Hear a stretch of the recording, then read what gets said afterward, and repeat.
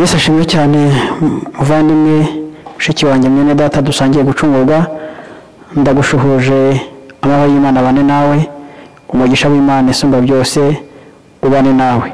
Tunejejwe n'Imana rero kongera kubona umwanya wo kwicara imbere ya kamera kugira ngo dusangire ijambo ry'Imana. Aha ni kuri Kebuka Iburyo TV, kandi wowe ugize amahirwe yo kuboneka kuri Kebuka Iburyo TV, Imana y'amahoro ikwiteho ikugire neza. Ndakwihanganisha wowe utameze neza muri no minsi, ibyo wagambiriye bitagenze neza nkuko wabyifuzaga, ibyo wifuzaga kugeraho ko bitagezweho, ariko ndakubwira ngo Imana y'amahoro igushyigikire kandi Imana y'amahoro ikugirire neza. Ndakubwira kandi ngo komera, kuko igihe cyo gukomera kirageze. Ndakubwira ngo kandi humura, kuko Imana aho guhumuriza iruhande rwawe. Nimanurwa bukiye Mugisha Jean de Dieu n'ubundi muri kumwe kuri Kebuka Iburyo TV nkuko musanzwe. Nongeye kubona amahirwe n'umugisha wo kubana nawe kugira ngo dusangire ijambo ry'Imana kuri uyu mwanya w'umugisha, umwanya w'amahirwe, umwanya Imana iba yatugeneye kugira ngo twumve ijambo ryayo kandi twumve imbuzi ndetse twumve no guhumurizwa kw'ijuru. Imana nishimwe. Nkuzaniye intego y'ijambo rivuga ngo ibyiringiro bifite ubugingo. Impamvu mvuze ngo ibyiringiro bifite ubugingo, Bibiliya tuvuga ko hari ibindi byiringiro bidafite ubugingo, ariko nagira ngo nkubwire ibyiringiro bifite ubugingo. Ese ibyiringiro bifite ubugingo ni ibihe? Ibyiringiro bifite ubugingo umuntu abikura kuri nde? Ese ibyiringiro bifite ubugingo birakenewe? Tunejejwe n'Imana rero yatanze Yesu Kristo akadupfira, akatubera byose mu buzima, kuko ari we wenyine uhariho kugira ngo aduhe imbaraga zo kugira ibyo byiringiro. Tugiye gusoma ijambo ry'Imana dusanga muri Zaburi 119. Zaburi 119 tugiye gusoma, niturangiza twumve ibyiringiro bifite ubugingo. Enda turasoma n'ahandi hantu, ariko Imana ishimwe kuko yo izi neza ko turi abantu bayo ndetse dufite n'ibyifuzo byinshi. Zaburi 119 turasoma umurongo wa 116, handitse aya magambo avuga ngo umbere ubwishingikirizo nk'uko ijambo ryawe ryasezeranije, kugira ngo mbeho ne kuzakorwa n'isoni, ne kuzakozwa isoni n'ibyiringiro byanjye. Dusubire mu izina rya Yesu.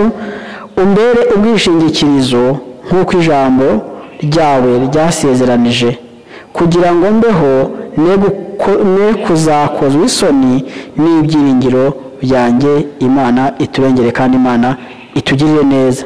Umbere ubwishingikirizo, iri ni isengesho rya Dawidi avuga ngo Mana umbere ubwishingikirizo kuko ijambo ryawe ariyo ryasezeranije. Ahubwo Imana ngo imbere ubwishingikirizo kugira ngo atazakozwa isoni kubw'ibyiringiro bye. Abantu benshi twahagombye kugira intego yo kutazakozwa isoni n'ibyiringiro byacu, kandi ibyiringiro byacu bikaba ari byo ku Mana, kugira ngo turusheho kugira ubuntu n'imbaraga no gukomeza gukora ibyiza, kuko ibyiringiro byacu bitazadukoza isoni. Imana itugirire neza kandi Imana iturengere. Kenshi na kenshi hari igihe umuntu aba yiringiye aho ataramenya ngo bimeze bite cyangwa se bimaze iki, ariko nagira ngo nkubwire ngo umwanya turimo hano ni ukugira ngo dusabe Imana itugire neza. Ibyiringiro twiringiye n'imbaraga twagiye dukoresha kugira ngo tuyiringire bitazadukoza isoni. Imana niturengere. Dusome nanone kandi Imigani, igitabo cy'Imigani 22 umurongo wa 19. Imigani igice cya 22 umurongo wa 19, twumve kuri ijambo ry'ibyiringiro bifite ubugingo. Handitse ngo nabikumenyesheje uyu munsi wowe ubwawe, kugira ngo ibyiringiro byawe bibe ku Uwiteka. Nabikumenyesheje uyu munsi wowe ubwawe. Nanjye ndabikumenyesheje rero kandi ndabikubwiye kugira ngo ibyiringiro byawe bibe ku Uwiteka. Ibyiringiro byawe bibe ku Mana, ibyiringiro byawe bibe ku Uwiteka, ibyiringiro byawe bibe ku gakiza, ibyiringiro byawe bive kuko wamenye Imana. Ntuzane ibyiringiro by'uko ufite bene wanyu bakomeye, ntuzane ibyiringiro by'uko wabaye mu rusengero, ntugire ibyiringiro by'uko wenda ukomeye mu rusengero wubashywe cyangwa se hanze ahandi wubashywe, ahubwo ibyiringiro byawe bive kuko Uwiteka Imana yawe ibana nawe, igendana nawe. Ntugire ahandi hantu kuri ibyiringiro, ahubwo ibyiringiro bikure ku Uwiteka. Ibyiringiro bivane ku Mana, ibyiringiro byawe bibe byo ku Uwiteka Imana. Ibyiringiro byawe bibe by'uko uzi Imana kandi ugendana nayo. Ibyiringiro byawe bibe by'uko ari wa muntu n'umuntu utazakoza isoni Imana, kandi nawe ibyiringiro byawe bye kuzagukoza isoni Imana. Iturengere, Imana itugire neza. Ibyiringiro rero ni icyo umuntu yiringiye cyangwa se n'icyo umuntu yizeye, kandi ibyiringiro by'umuntu iyo bituruka ku Mana biba bifite icyerekezo cy'uko nawe afite inzira zijya ku Mana. Ibyiringiro rero bidafite ubugingo ni iby'abantu bakora ibyitwa ngo ni byiza, bigaragaza imbere y'abantu bashimwa n'abantu ndetse banavugisha iminwa yabo ko bakunda Imana banayubaha, ariko imitima yabo ihakana kwera kw'Imana. Ndakwifuza rero kugira ibyiringiro bitazagukoza isoni, ibyiringiro byo gukomeza kubana n'Imana wera imbuto zikurira bihamye, ndetse umuntu akazaba akwirata akuvuga avuga ati uriya ni umuntu w'Imana ndetse n'umukozi w'Imana, abana n'abantu b'Imana, agira neza, agenda neza, avuga neza, nubwo tubizi neza ko utanezeza abantu, kuko abantu bo niyo wagerageza kubashimisha ahubwo usanga ushimishije bamwe abandi bababaje, kuko umuntu ateye ubwoba arakureba mwakubitana amaso ati wandeba biki, yakureba agasanga ureba hasi ati kiba cyanyiraseho. Umuntu aragoye, waba ugenda wihuta ati wagira ngo yarasaze, wagenda mu cyunyonyomba tuburi kwirya. Umuntu mu gihe cyose aragoye, ariko ugerageza gukora neza no kugenda neza, kuko Imana izabigushimira. Imirimo yawe myiza izatuma abantu bahimbaza Imana, niho ibyiringiro byawe bitazagukoza isoni. Ikintu nakubwira ngo ugerageza gukora neza, ukavugisha neza abantu no kubakorera neza, naje gusanga hari n'igihe ugerageza gukora neza bakavuga yuko wishanutsa, wavugana neza n'abantu bakavuga yuko wiwe wayishyomotse, ndetse kenshi wanafata umwanzuro wo kubihoreye bagataga ati buriya wasanga n'umugore muroze. Ibintu byinshi abantu nta kigenda cyabo, abantu turagoye ndetse abantu turavunanye, ariko icyiza kuruta ikindi ibyiringiro byacu bibe ku Uwiteka, kandi ibyiringiro byacu bibe mu mirimo myiza n'imigenzereze yacu myiza, kugira ngo turusheho kubana n'Imana no kugendana n'Imana. Reka dusome ijambo ry'Imana none dusanga muri Yesaya igice cya 32 umurongo waho wa 17. Igice cya 32 umurongo waho wa 17. Ijambo ry'Imana ryo turi kuvuga niryo turi kuganiraho, kugira ngo turusheho gufashanya kugira ibyiringiro bigize bite bifite ubugingo, ibyiringiro bitazagukoza isoni. Handitse ngo umurimo wo gukiranuka ni amahoro, kandi ibiva ku gukiranuka ni ihumure n'ibyiringiro bidashidikanywa iteka ryose. Imana ishimwe. Umurimo wo gukiranuka ni amahoro, kandi biva ku gukiranuka ni ihumure n'ibyiringiro bidashidikanywaho iteka ryose. Imana itugire neza. Umurimo wo gukiranuka nta kindi suko uzavangugiye kubaka inzu bita gukiranuka, nta nubwo uzavangugiye gukora ikindi kintu bita gukiranuka, ahubwo kuzabana n'Imana, uko uzubaha Imana, kuzagendana n'abantu b'Imana, kuzarushaho kwitwara, ukuzarushaho kwera no kwihana ibyaha ndetse n'ibisa nabyo no kwirinda ibyaha. Ibyo niho uzagenda buri gukora umurimo wita wo gukiranuka, kuko ijambo ry'Imana ngo umurimo wo gukiranuka ni amahoro. Ijambo bita amahoro abantu benshi barifata nk'ijambo bisanzwe, ariko kugira ngo ugire amahoro ni ikintu gikomeye cyane, kandi ufite amahoro uba unezerewe, kuko ufite amahoro ubasha no gutekereza neza. Niyo kandi ibiva ku gukiranuka ni ihumure n'ibyiringiro bidashidikanywaho iteka ryose. Ku gukiranuka hava ihumure, ugahumurizwa ukumva nezerewe, kandi n'ibyiringiro bidashidikanywaho ibyo by'iteka ryose. Bya byiringiro bidashidikanywaho n'ibyo nyine nakubwiraga bifite ubugingo, ukaba uzi kuri mu murongo w'ijambo ry'Imana, uzi gukorera Imana, pana kuba wubahiriza disipline z'idini gusa, kuba uri umuyoboke w'idini cyangwa se wujuje umubare w'idini, wiyandikishije mu bitabo byinshi by'abanyamadini. Ibyo nta hantu bihuriye no kuba uri mu murimo wo gukiranuka. Umurimo wo gukiranuka ni ukubanza kumenya kubana n'Imana n'abantu bayo, kubana n'Imana no gukora imirimo myiza ndetse no kugendera mu mirimo myiza yo kubaha Imana. Imana ni turengere. Ndagira ngo ushishikarize yuko igihe cyose uzabana n'Imana ukifuza gukora ibyiza, ukifuza kugendera mu byiza, uzabwira abantu ibyiza ndetse nawe uzakora ibyiza. Kandi umurimo wo gukiranuka ni w'amahoro, kandi ibiva mu gukiranuka ni ihumure n'ibyiringiro. Reka nkubwire, iyo umuntu afite ikibazo n'intambara, abakeneye umuhumuriza, abakeneye umuhumuriza gatuma agira amahoro, akagira ihumure mu mutima we. Ariko ibiva mu gukiranuka byonyine ubwabyo ni ihumure n'ibyiringiro ndetse bidashidikanywaho. ijambo ry'Imana ni rizima kandi ni rikuru ndetse ryashyiriweho kugira ngo ritwigishe riduhugure kugira ngo turusheho kubana n'Imana no kugendana nayo no gukora imirimo yayo myiza ndetse no kugendera mu nzira zo gukiranuka. Ndetse ibyiringiro ufite muri ino minsi ntabwo bigukoze isoni, ntufite isoni zo kwitwa uwo witwa, ntufite isoni zo kugendera mu byo ugomba kugenderamo, ibyo wagombaga kugenderamo n'ibyo wagombaga gukora uracyashimishijwe no kubikora, cyangwa usigaye ufite isoni zo kwitwa uwo witwa, uko bakwita uko nguko aho wasengeraga, ibyo ubamo, ibyo ugenderamo, ntusigaye utinya kuba wakitwa ko ukijijwe kubera ko ibyiringiro byawe muri ino minsi ntabwo ubizi ko bishobora gukoza isoni.